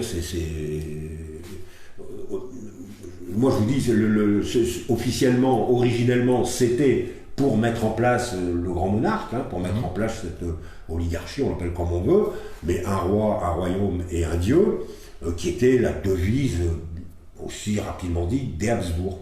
C'est pour ça que les gens du prieuré de Sion une partie des gens du prieuré de Sion considèrent la famille Habsbourg-Lorraine comme étant la famille devant régner sur l'humanité. D'accord, c'est bon. Mais bon, j'y crois absolument pas, attention, hein, je ne défends pas, c'est simplement j'observe. Hein, mais c'est passionnant parce qu'on part de sujets vraiment historiques et puis on arrive vraiment à régner sur l'humanité. On arrive un petit peu à la strate un peu Seigneur des Anneaux, enfin un petit peu étrange. J'expliquais quand on était à deux qu'on parlait, ce sont des forgeries. Une forgerie, ce n'est pas une blague, ce n'est pas une plaisanterie, mais c'est pas la vérité. Mais c'est fait pour qu'on la considère comme la vérité. On va dire que c'est les fondements, comme une pierre d'achoppement sur laquelle va se bâtir autre chose. Mais il y a un fond de vérité, et après on brode un peu, c'est ça, plus ou moins. Il y a un fond de vérité ou pas d'ailleurs, hein. Je veux dire, on raconte, c'est un mythe qu'on raconte, on bâtit une histoire, on raconte une histoire, et sur cette histoire on veut plaquer quelque chose. Donc on veut dire aux gens, voyez c'est comme ça, maintenant il faut qu'on fasse ça. Et les gens, on voit de toute manière, les électeurs ou les habitants, dès qu'il y a un problème, dès qu'il y a une crise, les gens se raccrochent un peu à n'importe quoi. Hein, c'est vrai, c'est important. Voilà, donc c'est des bases, ce sont des strates qui vont permettre peut-être à l'émergence d'un nouvel ordre templier qui lui-même sera, j'allais dire, les forces vives, sera la partie visible de ceux qui vont rejoindre. Des templiers modernes. Je dois te demander, le prieuré de Sion, si j'ai bien compris, ce serait les Templiers qui ont été scindés en deux parties. Il y a une partie un petit peu plus occulte ou quoi qui aurait survécu jusqu'à présent avec des objectifs assez définis, c'est ça plus ou moins? Prieuré de Sion. Le Prieuré de Sion, il existe maintenant, mais pour moi, il est né en 1956. Ah d'accord, oui, d'accord. Donc c'est pas une continuité. Non, en 1956, on va dire, il a 70 ans. Mais il se réclamerait des Templiers. Je serais un peu il se réclame Templiers. Carrément, même pas, il se réclamerait, il se réclame des Templiers. Donc, Templiers modernes, ça existe. Et après, il y a une deuxième branche. Après, il y a des Templiers modernes, j'allais dire des Templiers, des gens qui se réfèrent, j'allais dire, à l'idéologie templière, à la... oui, bien sûr, ça existe, on en voit. Est-ce que tu en connais, toi, des Templiers? Parce que je sais qu'il y en a sur la page, il y en a un ou deux, ça, ouais. Je sais, parce que. Bon. Si, mais pas tout le temps. Mais, comment dirais-je. Oui, bah, par exemple, on a fait une manifestation avec Rudy Cambier il n'y a pas longtemps à la commanderie templière de Saint-Léger. D'accord. Hein, parce que ça, c'est un livre qui parle que des Templiers. Oui, on parle des Templiers du début à la fin. Et il y avait des Templiers qui des Templiers flamands. Hein. Alors il y a des gens qui sont passionnés par l'esthétique, par le décorum. Oui. Après il y a des gens qui sont passionnés par l'idéologie, parce qu'ils retrouvent à l'heure actuelle la situation politique qu'on trouvait à l'époque. Il y a des gens qui sont simplement profondément religieux et qui regrettent que la société devienne laïque, athée, sans valeur, sans principe, et qui se retrouvent bien dans les... Voilà. Alors ça existe. Je dis pas que moi je pense pas que ce sont des clowns comme ça. Parfois on en voit des gens. Non, je pense que ce sont des gens qui sont passionnés, qui sont sérieux et qui se réfèrent à quelque chose. On trouve dans quelque chose qui nous échappe. Enfin voilà, ces valeurs-là, on les retrouve malheureusement parfois. Mais par contre, dans des petits groupes, je ne les vois pas liés au vrai temple, voilà, vraie histoire des Templiers. Ni le Prieuré de Sion, ni les groupes templiers actuels. Par contre, que idéologiquement, et puis voilà, il n'y a aucun problème, il se réfère à ce que faisaient les Templiers des deux côtés. Donc c'est bien de savoir aussi que les Templiers aujourd'hui, même si c'est pas la continuité de Jacques de Molay, ça existe encore aujourd'hui, et je vais même dire ça existe. Ça commence vraiment à monter enfin il y en a plus qu'avant. Il commence à y avoir des commanderies un petit peu qui naissent un petit peu. Pierre Plantard qui au début les Templiers ça fait partie des choses occultes. Les occultistes en parlent beaucoup. Piom, Jacques d'Arès, on parle toujours. Il y a des livres entiers de célèbre Atlantis, la célèbre revue occultiste, qui paraît encore, rarement, mais elle paraît encore, du XXe siècle, parlait souvent des Templiers. Très très souvent des Templiers. Ils ont quelque chose d'énigmatique, les Templiers, c'est fascinant. Voilà. Donc on parlait souvent des Templiers, mais c'était quand même quelque chose qui était réservé à une élite, c'est pas gentil pour les autres, mais disons à des gens qui se passionnaient pour tout ce qui n'était pas clair dans l'histoire de France. Donc on parlait beaucoup des Templiers. On parle souvent du livre Les Rois Maudits. D'ailleurs, les Rois Maudits, on parle très peu des Templiers. On en parle au début parce que ça commence par le fait que Jacques de Molay soit mort. Il jette la malédiction, mais c'est plus la malédiction sur les derniers Capétiens que sur l'histoire des Templiers. On n'en parle pas. On reparle des Templiers à partir du moment où Pierre Plantard, en 1956, fait écrire à Gérard de Seine « Les Templiers sont parmi nous ». C'est-à-dire, il écrit un livre qui se passe à Gisors, où il écrit que les Templiers vivent encore sous différentes formes dans la société de la deuxième partie du XXe siècle. D'accord. Donc là, voilà, à ce moment-là, c'est un raz-de-marée. Fascination, tout ça. Les gens découvrent le livre, ils disent qu'est-ce que c'est, les Templiers sont parmi nous. Juste après, ils écrivent L'Or de Rennes, l'histoire de Rennes-le-Château, où de nouveau on va parler des Templiers qui sont là, qui sont chargés de défendre quelque chose.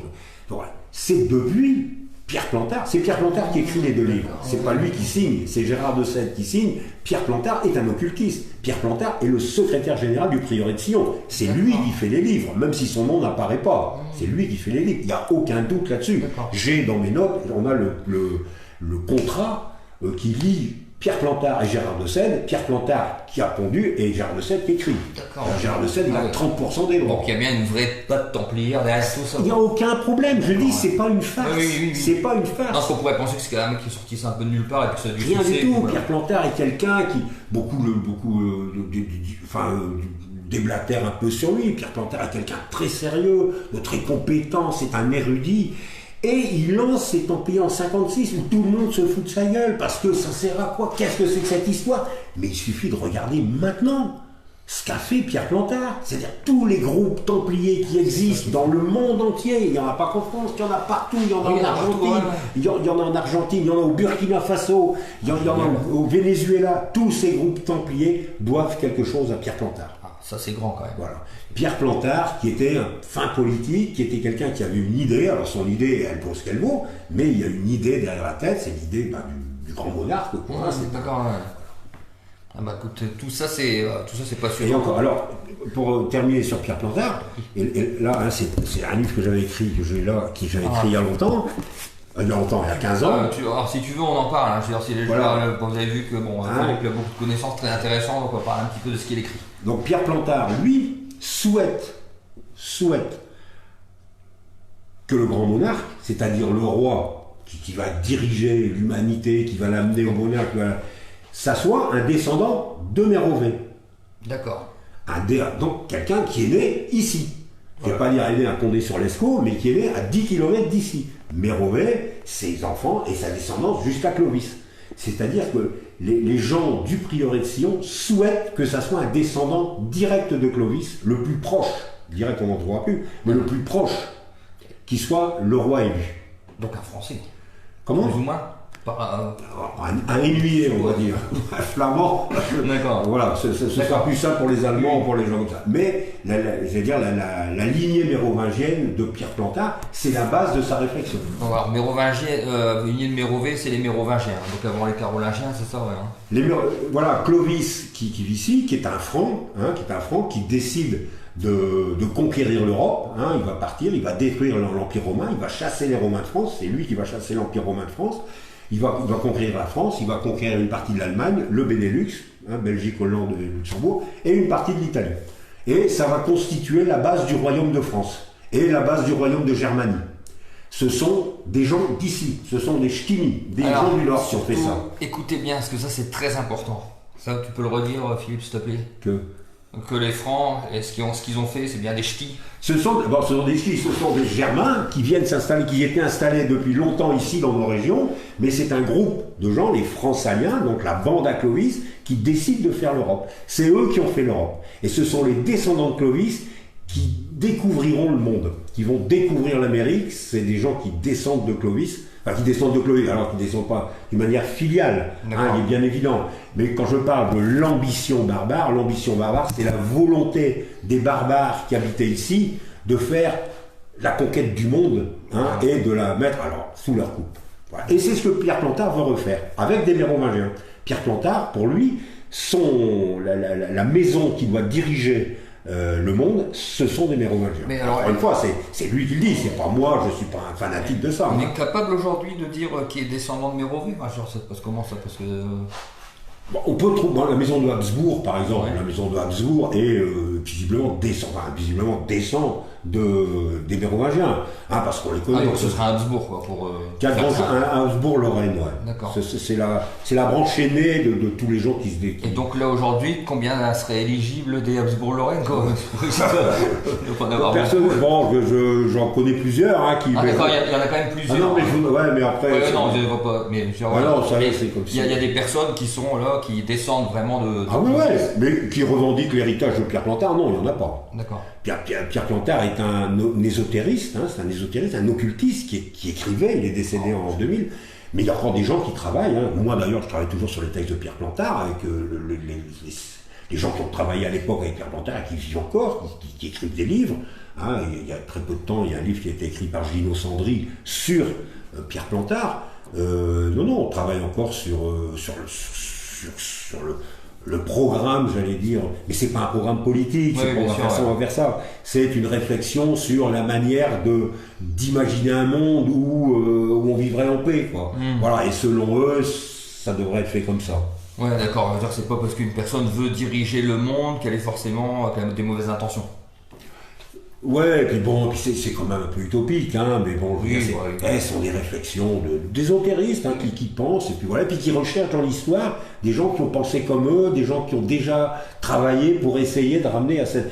Charles Quint, qui est également né dans notre région, et je vous rappelle, Charles Quint parlait flamand. Il est né à Gand. Voilà. Alors, je sais bien que Gand, c'est pas le nord de la France, mais quand même, on va dire... Dans l'origine, on est plus proche des Belges que des Parisiens, de toute façon. C'est-à-dire qu'à l'époque de Charles Quint, les gens qui habitaient à Condé-sur-Lescaut, ils dépendaient de Charles Quint. Ils dépendaient pas du roi de France. Voilà ce que je veux dire. Voilà. Et Charles Quint, on disait que le royaume de Charles Quint, l'empire de Charles Quint, le soleil ne s'y couchait jamais. Là, ce sont les bateaux de Charles Quint qui vont en Amérique, ce sont les bateaux de Charles Quint qui vont aux Philippines, voilà, et ce sont toujours des. Alors, c'est pas des descendants de mérovingiens, ils revendiquent pas leur rang de mérovingiens, mais c'est, je veux dire, l'ambition barbare, c'est cette tension qui existe chez les gens qui sont de cette lignée, de toujours vouloir aller plus loin. C'est dingue, aller plus loin. Quand on regarde dans la région, tu parlais de Godefroy de Bouillon, donc qui serait un des fondateurs de l'ordre Templier, ça que tu disais tout à l'heure? Oui, on le considère, lui il n'est pas Templier lui-même, mais Godefroy de Bouillon, c'est l'avoué du Christ à Jérusalem, et les Templiers sont constitués pour protéger les pèlerins. Qui vont aller à Jérusalem. Voilà, donc Godefroy de Bouillon est évidemment attaché à... C'est dingue, parce que tout ça, c'est quand même par chez nous, quoi. C'est fou, quoi, ça. La maman de Godefroy de Bouillon, c'est Ida de Boulogne. Non, mais là maintenant, on nous a un peu... alors, les Français, j'exagère un peu, mais c'est vrai qu'à l'époque, avant que notre région, que le Hainaut et la Flandre soient d'une part découpés, et d'autre part, donc rattaché et à la France, et soit à la Belgique, soit à la Hollande, parce qu'il y a eu plusieurs étapes pour le dépeçage, on était la plus grande région du monde, on était les gens les plus riches, on était les plus puissants. L'empereur de Jérusalem, on le choisissait chez nous. C'est tout. Celui qui dirigeait la croisade, c'était quelqu'un de chez nous. On n'en discutait même pas. Quand on ramenait les reliques divines, on les ramenait ici, on les ramenait pas à Provence ou à c'est Paris. Malheureux quand même qu'on ait oublié tout ça chez nous. Dans notre... Et c'est parce qu'on était les plus riches et les plus puissants que tout le monde a voulu nous écraser. Et c'est pour ça que les Capétiens, pendant 100 ans, de Bouvines, j'allais dire, jusqu'à Mont-Saint-Pével, 100 ans après, c'est 100 ans de guerre des Français pour détruire la puissance flamande. Et la puissance éliminaire, parce que pendant un moment, c'était le même. Les deux comtés faisaient partie de la même entité politique. Et ça redeviendra après, mais sous un terme beaucoup plus large, ce sera les Pays-Bas français, qui appartiendront d'ailleurs à Charles Quint. Donc notre histoire est passionnante. Alors c'est bien parce que tu vois, je connais un petit peu, mais vraiment par rapport à toi, rien du tout. Mais alors moi j'adore, ça j'apprends, les personnes qui ont la connaissance, c'est vraiment super ce que tu dis sur la région, les Templiers, etc. Est-ce que tu as encore quelque chose que tu voudrais en parler de ton livre ou quoi? Parce qu'après on va prendre les questions, tu m'as dit que tu partais à 5h30, c'est ça? Et il est 5h10. D'accord. Alors, soit on fait la petite promotion de ton livre, peut-être. Alors celui-là, il est bon. Ça, c'est un livre que j'ai écrit, donc l'ambition barbare, qui raconte l'histoire extraordinaire de cette bande de Francaliens, cette bande de ch'timis qui partent à la conquête du monde. Donc ça, c'est historique. Et qui raconte la découverte de l'Amérique. Parce que les Templiers, voilà, on parle de la découverte de l'Amérique. Alors ça, c'est un essai. C'est-à-dire que c'est un essai, c'est un peu, celui qui aime bien l'histoire, c'est pas gênant, mais quelqu'un qui connaît pas l'histoire, qui a pas trop l'habitude de ces livres avec beaucoup de dates, c'est un peu compliqué. Et là, je viens de sortir, mais là, parce que ma femme n'avait pas aimé celui-là, donc je viens de sortir celui-là, qui est disponible chez Amazon. Le mensonge des papes de Philippe Duquesnoy, disponible sur Amazon. Mais je mettrai après sur la page, on peut me le commander directement. Je pense que j'arriverai à le vendre moins cher qu'Amazon, parce qu'il est assez lourd, donc Amazon, ils vont, ça va être cher avec les trucs. Donc là, ça raconte.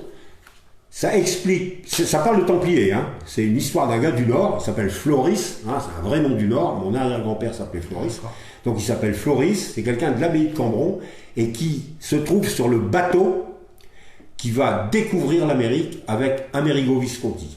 Donc parce que c'est pas, Et j'explique là-dedans comment les Templiers ont d'abord exploité l'Amérique, ont découvert l'Amérique, ont exploité l'Amérique, et ils ont essayé de la récupérer après Christophe Colomb, et c'est l'histoire de cette escroquerie qu'on raconte dans le mensonge des papes. D'accord, donc en fait là tu parles de l'escroquerie avec Christophe Colomb, les Templiers qui ont été floués de leur découverte. Mais ça c'est une aventure, c'est rigolo, il y a un peu de sexe, c'est romancé.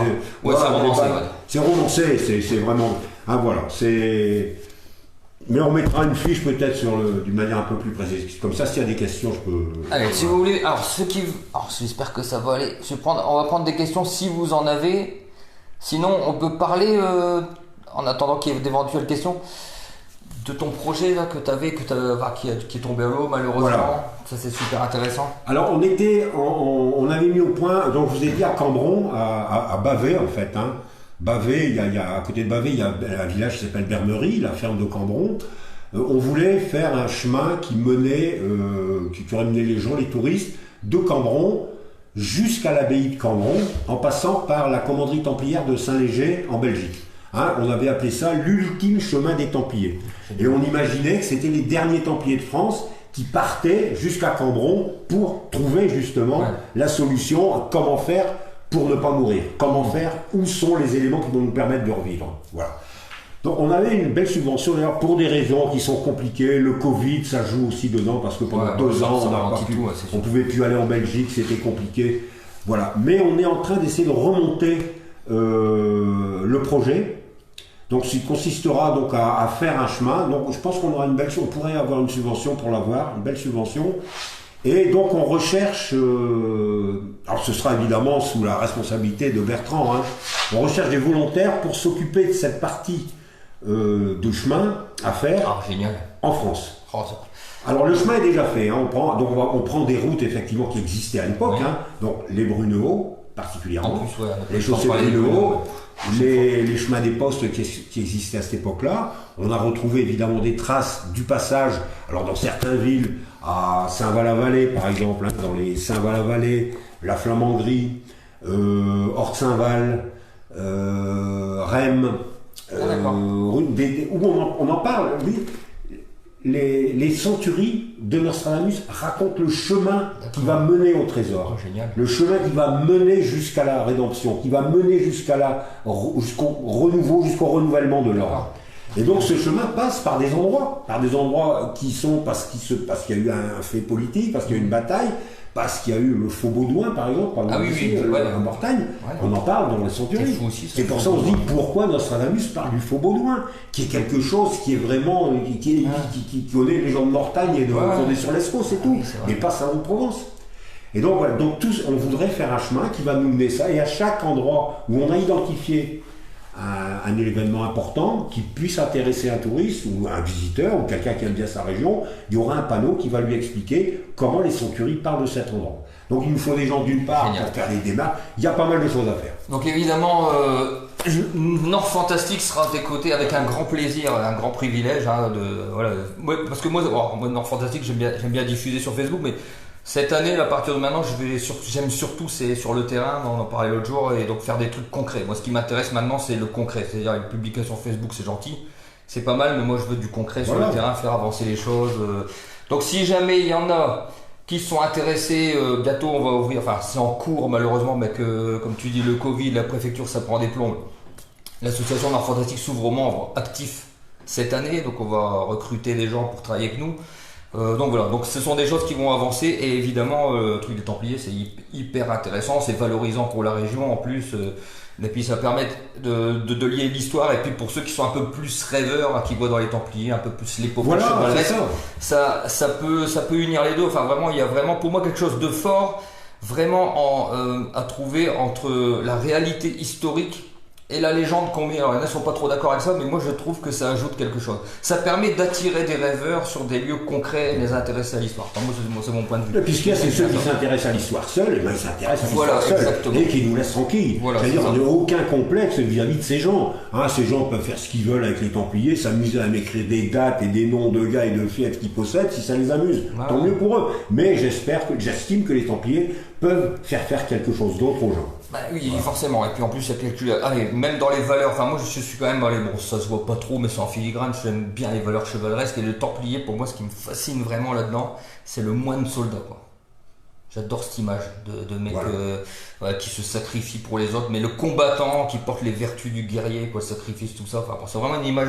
Et à mon avis, c'est pas pour rien d'ailleurs que le Templier il est fascine autant, parce que les Rosicruciens, les Rose-Croix, ils sont. Mais les Templiers ils fascinent, il y a quelque chose, je sais pas, qui perdure dans le temps là. Et même, je sais pas ce que t'en penses, mais est-ce que tu trouves pas bizarre que On est en 2021, il se passe plein de trucs là dans le monde, des choses inédites. Hein. Si on nous avait dit il y a 2 ans et demi qu'on allait porter le masque et le couvre-feu, personne n'y aurait cru une seconde, t'es bien d'accord hein. On serait dit non, c'est pas possible. Et ben c'est cette période-ci où je sais pas, il y a des Templiers je sais pas.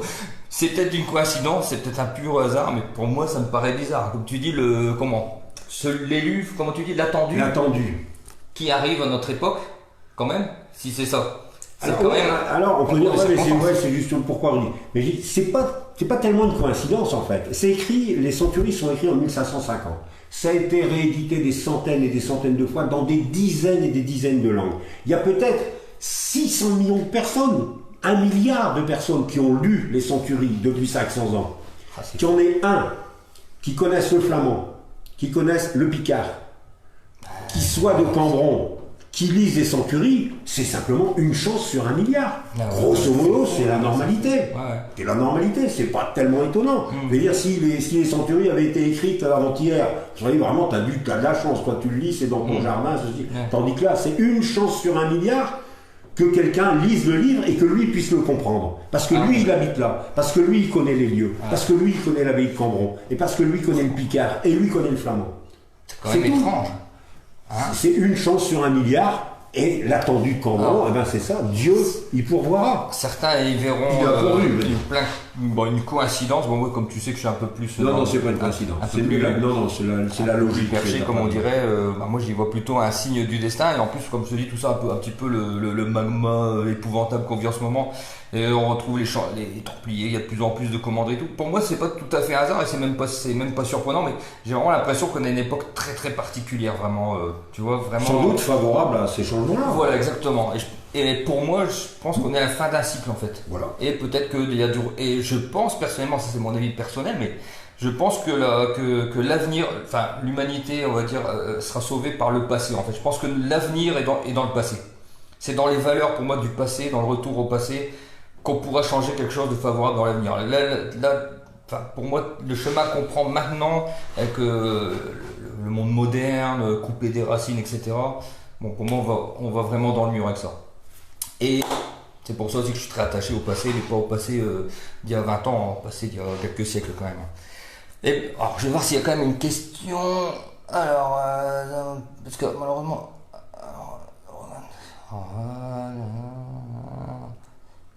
J'arrive pas trop à voir, bon, tant pis. Bon bah voilà, écoutez, j'espère que vous avez apprécié ce live, que vous aurez appris des choses. Donc ce qu'il faut retenir, parce que pour faire un petit résumé, c'est que les écrits de Nostradamus ne parlent pas du futur, mais du passé, qu'ils parlent entièrement, enfin du moins les centuries. Hein. Tu me reprends si je me trompe, que les centuries parlent entièrement d'un retour à l'ordre, c'est ça que tu veux dire, enfin, des moyens ça raconte l'histoire de l'ordre, pourquoi l'ordre a disparu. C'est pour ça qu'on parlait de Frédéric Wittgenstein tout à l'heure, je le disais, qui lui a essayé de faire disparaître l'ordre également, et qui, 70 ans avant la véritable disparition, qui a essayé de faire disparaître l'ordre et qui n'a pas réussi. Donc on raconte ça, c'est-à-dire on raconte l'histoire, voilà comment ça s'est passé, voilà les gens qui ont voulu nous détruire, voilà comment on a été détruit, parce qu'il y a également eu des problèmes au sein de l'ordre, hein, il raconte qu'il y a des gens qui se battent, qui ne sont pas d'accord entre eux, et voilà comment on pourra faire renaître. Les Templiers, c'est un ordre qui est issu de Saint Bernard. C'est Saint Bernard qui a donné l'ordre des Templiers. L'ordre du Temple a été écrit par Saint Bernard. C'est vite dit, encore une fois, on pense qu'il y a pas mal de gens qui ont participé, mais bref. Mais Saint Bernard, on s'en souvient, je ne sais pas si on s'en souvient, Saint Bernard, Bernard de Clairvaux, hein, c'est le créateur de l'ordre des Cisterciens. Alors, l'ordre des Cisterciens, c'est quoi? C'est le nouveau monastère. C'est-à-dire, c'est un clunisien, hein, ce sont des clunisiens qui quittent l'ordre de Cluny, les bénédictins, pour créer un nouvel ordre. Un ordre qui soit régénéré, qui ne tienne plus compte de tous les dérives qui avaient eu lieu chez les clunisiens. Et donc, mais au départ, ça s'appelle le nouveau monastère. Hein, le nouveau monastère. Et les centuries de Nostradamus, enfin prétendument Nostradamus, écrites par Yves de Lessines, c'est un peu comment faire le nouvel ordre. On parle souvent de Saint Bernard dans les centuries. Lui, il a fait le nouveau monastère et il a réussi avec les cisterciens. Les cisterciens se sont développés, c'est devenu l'ordre le plus important 200 ans après leur création. L'ordre des Templiers, même si Philippe le Bel n'était pas arrivé, l'ordre commençait à être corrompu. Depuis qu'ils sont plus aux croisades, ils commencent à avoir des intérêts, ils veulent pas aller en Espagne se battre parce que c'est compliqué. Voilà, donc les Templiers deviennent un peu des notables. Il faut régénérer l'ordre. Et là, dans les centuries, on va expliquer comment régénérer l'ordre. Et il va mourir, et tout est dans le livre. Tout est dans le livre. Fascinant. Et ce livre-là, il a été écrit, ce qu'on connaît être aujourd'hui Père Idaïsa, dans le monastère Dans le monastère de Cambon, qui a été racheté pour faire le parc d'attractions. Voilà. Donc quand vous irez à Père Idaïsa, vous direz les écrits de Nostradamus ont été écrits ici. Voilà, donc dans le scriptorium. Au XIVe siècle, c'est ça? Voilà, entre eux, on pense qu'ils ont été écrits entre... Yves de Lessines meurt en 1330. Donc on pense qu'ils ont commencé à écrire vers 1315 parce que bon, ils pensaient que les gens allaient venir. Au début, ils pensaient que l'attendu viendrait du temps de la vie donc des frères Montigny et de Yves de Lessines. Ne venant pas, il dit mais l'attendu ne vient pas, donc il se résout à écrire ce livre. Il se résout à mourir. Voilà. En espérant. Il dit Dieu y pourvoira. Dieu pourvoit toujours aux choses. Et Dieu il en a pourvu puisqu'il a envoyé Rudy Cambier. Voilà. Et alors, 8 siècles plus tard, voilà. Ce livre, de toute manière, quoi qu'il arrive, ce livre, il faut le lire parce qu'il est fascinant. D'abord, Rudy Cambier est un gars extraordinaire. C'est un personnage. Le livre est truculent. Le livre, il envoie une volée de bois vert à tous les explicateurs de Nostradamus, aux pseudo-historiens, aux pseudo-journalistes. Non, c'est vraiment un livre qui fait plaisir à lire. Et donc, si vous ne le trouvez pas maintenant, ne vous faites pas avoir certains vendent à des prix de 40. Moi, j'ai vu celui-là à 45 €. Là, ils le vendent sur Amazon. N'achetez jamais ça à 45 €. C'est des livres qui coûtent 15 € et puis c'est tout. Donc, il va être publié sous peu. Donc, vous le trouverez. Et en plus, vous trouvez sur Internet des sites web qui vous parlent de ce qui est écrit là-dedans. Moi-même, j'anime une page Internet où on parle beaucoup tu peux citer ta page, comme ça les gens sauront, ceux qui sont intéressés. On mettra ça dans un post. Voilà, ce sera plus facile avec les liens, il suffira d'aller voir. Etc. Est-ce que, dernière question, est-ce que tu donnes des conférences, tout ça? J'ai donné des conférences. Quand j'habitais dans le Nord, j'en donnais souvent à les signes, je donnais des conférences, mais là, bon, j'habite dans la Creuse maintenant. Je suis en retraite depuis 6 mois seulement, donc j'étais restaurateur. Donc voilà, depuis 6 mois, je suis dans la Creuse. J'avoue que je connais pas les temps. J'habite juste à côté de la chapelle du Temple. D'accord. Mais autrement, je donne des conférences. Et alors après, bon, c'est-à-dire, je vais pas venir, je vais pas faire. Oui, non, mais si un jour t'es dans le coin, éventuellement. Ah oui, non, mais tout à fait. J'avais proposé d'ailleurs la ville de Wattrelos parce que je suis de Wattrelousien, parce que pour présenter mon livre, puisque je l'avais fait pour l'autre il y a quelques années, et puis bon, ils m'ont pas répondu. Bon. Donc voilà, mais la prochaine fois, je te le demanderai à toi directement. Moi, c'est-à-dire, je sais toujours 3 ou 4 mois avant quand je viens. D'accord. Donc la prochaine fois que je viens, on aura le temps de préparer ta venue, programmer, puis tu veux qu'on fasse un live, parce que les gens... Par contre, si tu veux organiser une conférence ou un live avec Rudy Cambier, j'ai déjeuné avec lui, il est à ta disposition. Avec plaisir. Alors, oui, forcément. Ok, super, génial. Bon, super. Alors, l'année 2022, elle va être géniale, parce que là, il y a plein de conférences qui vont... Enfin, plein de lives intéressants qui vont arriver. Et donc, Rudy Cambier, en fait, je voulais te le demander, mais j'ai pas osé. Si, j'ai aucun problème. Ok, génial. Donc, Rudy Cambier nous parlera. Donc, le monsieur qui a écrit ce livre, je rappelle le titre, Rudy Cambier, l'œuvre du moine, le chemin des Templiers, le dernier chemin des Templiers.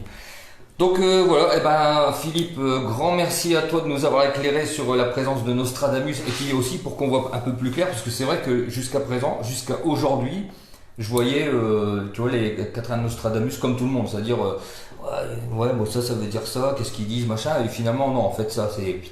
Non, ce n'est pas des prédictions, mais ils les changent sans arrêt. En plus du temps où ils ont été écrits, je ne parle même pas de... Au temps où ils étaient écrits, ils n'étaient pas considérés comme des prédictions. Ils faisaient ces présages. Tout le monde se foutait de sa gueule avec ces histoires incompréhensibles. Il y avait 30 000 astrologues à Paris à l'époque. Donc oui, ça passait. C'est après. Ah d'accord, ok. Après, pourquoi c'est devenu... Alors, ça peut être une coïncidence. ça peut être le mystère, parce que c'est vrai que c'est mystérieux quand tu les lis, et ça peut être aussi une volonté de transmettre un message. Voilà. Là, je prends pas position. Je prends pas position, mais c'est vrai que quand on voit la position de certaines personnes plus tard, au 19e siècle notamment, où c'est pas, j'allais dire, c'est pas un kidam, hein, c'est le directeur, c'est le directeur de la Bibliothèque nationale de France, c'est quand même pas. Hein, voilà, c'est quelqu'un de c'est pas un acrobate, hein, c'est un mec pas fantaisiste, qui écrit que Nostradamus transmet un message templier et que c'est pas lui qui a écrit ce livre. D'accord, ok. Donc là, on a fait un petit retour vers les Templiers et tout ça. Bon, sachez que pour ceux qui ne savaient pas, les Templiers, ça existe encore. Hein. Je pense même que ça va encore de plus en plus exister. Bon, ils ne se montrent pas forcément au grand jour pour des raisons qui les concernent. Mais peut-être que ça va commencer à sortir un petit peu, je sais pas. Ils sont un petit peu dans l'ombre pour l'instant, hein, les Templiers, tout ça. Je crois qu'ils ne veulent pas devenir un syndicat. Je pense qu'ils choisissent un peu les gens pour éviter d'avoir affaire justement à des gens à des zozos. Voilà, tout à fait. Mais j'en connais parce que je connais ceux qui viennent quand on fait des manifestations. Ce sont des gens mais qui ont tous 50, 60 ans, qui sont qui n'ont pas d'objectifs ni politiques, ni sociaux. Mais là, je vois beaucoup de Templiers qui font de la maraude le soir pour c'est ça, je pense que c'est là justement qu'on les attendrait en fait. C'est dans des trucs comme ça. Non, mais ils le font. Je le vois souvent. Je suis abonné à pas mal de. Donc ils le font, ils font des chapitres, ils font des. Non, ils ont des activités qui sont toujours des activités, alors qu'on aime ou qu'on n'aime pas, mais ce sont toujours des activités de gens bien. Je veux dire, j'ai jamais vu qu'ils faisaient des trucs qui étaient. Alors après, il y en a qui les condamnent. Moi, je les regarde avec intérêt parce que c'est étonnant cette renaissance du mouvement templier. D'autant que nous, quand on a commencé à travailler là-dedans, c'était au début des années 2000. Je voulais dire, il n'y avait pas de. C'était pas comme maintenant. Déjà, il n'y avait pas Internet, donc on voyait pas les pages. Et maintenant, ils ont une visibilité qui est multipliée par 10. Ouais, clairement. Et puis même, on voit que le nombre de commanderies, tout ça, ça augmente. Voilà, et c'est plus comme l'ordre du temple solaire où c'était des trucs. Le temple solaire, de mysticisme, des malades complets. Hein. Non, là, on a affaire à des gens sains, des gens qui veulent sans doute changer la vie. Hein. Voilà, donc voilà. Alors, le rêve est permis, hein, c'est pas parce qu'on est en 2021 et qu'il y a tout ce qui se passe, etc., que c'est le matérialisme à outrance, etc., qu'on est dans l'espace, qu'on peut pas rêver à de la chevalerie, à des personnes qui ont des épées, comme moi j'en ai une, d'ailleurs elle est là, une épée nord fantastique que vous connaissez un petit peu. Donc voilà, on peut continuer à rêver, il y a des lieux qui font rêver, il y a des personnes passionnantes comme Philippe qui connaissent des choses vraiment qui font, moi ça me fait rêver, les Templiers, tout ça. Donc voilà, on garde espoir, on continue de rêver, il y a des menhirs, il y a des maisons hantées pour ceux qui y croient, il y a des lieux guérisseurs, ça par contre qu'on y croit, qu'on n'y croit pas, il y a des faits quand même qui sont quand même assez impressionnants. Et donc voilà, bon alors, de toute façon, comme le téléphone il est comme ça, j'arrive pas à lire les messages parce que j'arrive pas que... David est très intéressé, oui, mais je pense qu'il y a quand même beaucoup de gens qui sont intéressés. Bon là vu l'heure, il n'y avait pas énormément de monde, mais les gens sont quand même restés. Donc je vous dis à bientôt, donc à venir, il faut que je recontacte l'abbé pour un entretien avec un prêtre exorciste. Donc ça je sais que c'est pas trop ton truc, mais c'est intéressant parce que pour eux c'est quand même une réalité, quoi. C'est ça qui est fascinant. Ensuite avec un monsieur qui s'occupe des ovnis à Maubeuge, donc quelqu'un qui est spécialiste des ovnis de la région. Moi, je sais pas si tu crois toi dire aux ovnis tout ça. Pas tellement non plus. Non. Ça c'est le versant fantastique un peu plus fantaisiste on va dire. Et après, après on verra. Voilà. En tout cas, je vous souhaite à tous une très bonne soirée, très bonne fête de fin d'année. Et je vous dis à bientôt. Philippe, un grand merci. Et quand on repasse dans la région, surtout on repasse. C'est un plaisir. On s'en fera sur un live, sur une conférence où on verra la situation par rapport avec ce qui se passe. Et donc voilà. Donc je vous souhaite à tous une très bonne soirée et je vous dis à bientôt sur Nord Fantastique.